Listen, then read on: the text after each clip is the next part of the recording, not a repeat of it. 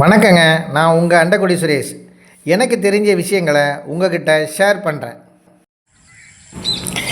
எனக்கு பிடித்த விஷயத்தில் விவசாயம்னா ரொம்ப பிடிச்ச விஷயம். கரும்பு, சோயா, நெல், பருத்தி, எள்ளு, உளுந்து, பயிர் அத்தனையும் எனக்கு அத்துப்படி.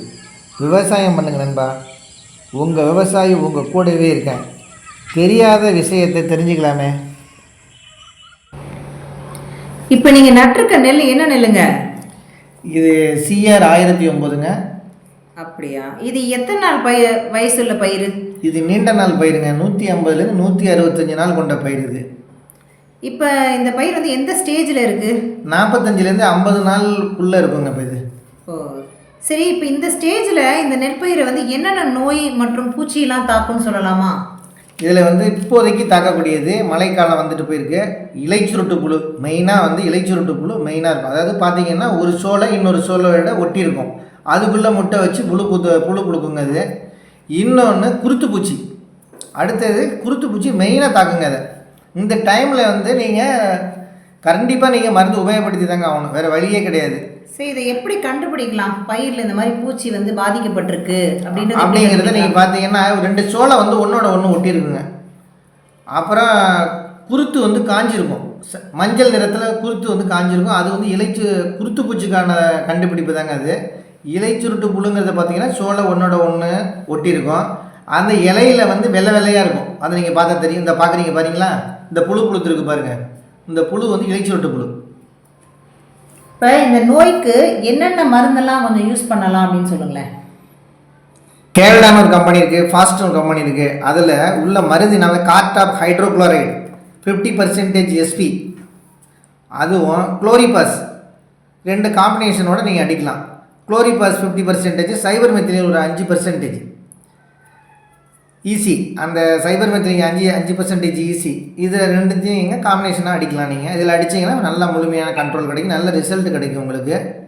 இப்போ இந்த மருந்து அடித்து எத்தனை நாளில் வந்து இந்த பூச்சிகள்லாம் செத்துருச்சு அப்படின்னு நம்ம தெரிஞ்சுக்கலாம்? 2 நாள்லேயே செத்துருங்க. அந்த புழுக்கள்லாம் பார்த்தீங்கன்னா மஞ்சள் நிறமாக மாறும். ஆரம்ப ஸ்டேஜில் பார்த்தீங்கன்னா மருந்து போட்டோன்னா மஞ்சளாக மாறும். மறுநாள் இது இறந்து போயிடுங்க சுத்தமாக இது. சரி, இப்போ இந்த இவ்வளோ மருந்துகள்லாம் நம்ம அடிக்கிறோம். சரி, இப்போ ஒரு பூச்சிகள் இந்த ஸ்டேஜில் வந்து தாக்கும்னு சொல்கிறீங்க.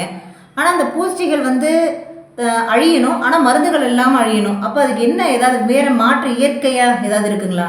இயற்கையான முறையில் பார்த்தீங்கன்னா நீங்கள் நட்ட உடனே நம்ம அந்த அடிமட்டை குச்சிகளை வந்து அந்த குருவிகள் உட்கார்ற மாதிரி உள்ள ஒரு உள்ள ஒரு குச்சிகள், அதை நான் உங்கள்கிட்ட காட்டியிருக்கேன் பாருங்கள். அந்த மாதிரி இந்த குச்சிகளை வந்து நடும் பொழுதே நீங்கள் உபயோகப்படுத்திட்டு வந்தீங்கன்னா ஓரளவுக்கு ஒரு 50% நம்ம இதை அதோட தாக்கத்தை குறைக்க முடியும். இது இந்த இலைச்சுருட்டு புழு வர்றதுக்கு மெயினான காரணமே நம்ம வந்து அதிகமாக உபயோகப்படுத்தக்கூடிய யூரியா, நைட்ரஜன் சத்து உள்ளதை அதிகமாக நம்ம உபயோகப்படுத்துறது. 2வது காற்றில் இந்த மழைக்காலங்களில் வந்து நைட்ரஜன் வந்து அதிகமாக நமக்கு கிடைக்கும் மழை பெய்யும் பொழுது. அதனாலேயும் இந்த சோலைகள் வந்து அதிகமான பச்சையத்தன்மை ஏற்படுத்தும் பொழுது தான் இந்த இலைச்சுருட்டு புழுலாம் வருதுங்க. அதனால் நம்ம கூடுமான வரைக்கும் யூரியாவை குறைச்சிக்கணும் மழைக்காலங்களில். அந்த மாதிரி செஞ்சோம்னா ஓரளவு குறைக்க முடியும். இது எப்படி இருந்தாலும் நீங்கள் இந்த டைமில் மருந்து அடித்தே ஆகணும். இல்லைன்னா நம்ம ஒரு இழப்பீடை சந்திக்கிற மாதிரி இருக்கும். நடுவு நட்ட உடனே நீங்கள் என்ன பண்ணுறீங்கன்னா உள்ள குச்சி, அதாவது இந்த ரெட்டவால் குருவி உட்கார்ற மாதிரி இந்த இப்போ நான் ஊனியிருக்கேன் பார்த்தீங்களா, இந்த மாதிரி நீங்கள் ஊனிடுங்க.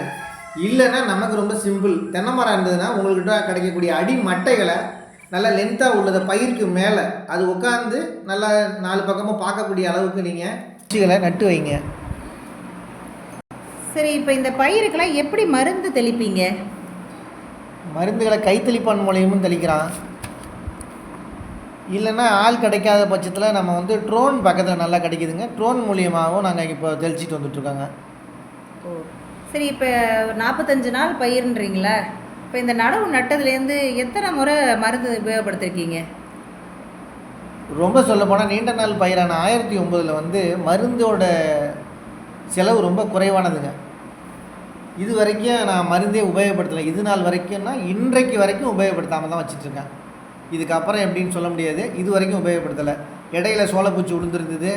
இயற்கை முறையில் மழை வந்ததுனால அந்த சோளப்பூச்சிலாம் அழிஞ்சு போச்சுங்க. இயற்கையாகவே அழிஞ்சு போச்சு.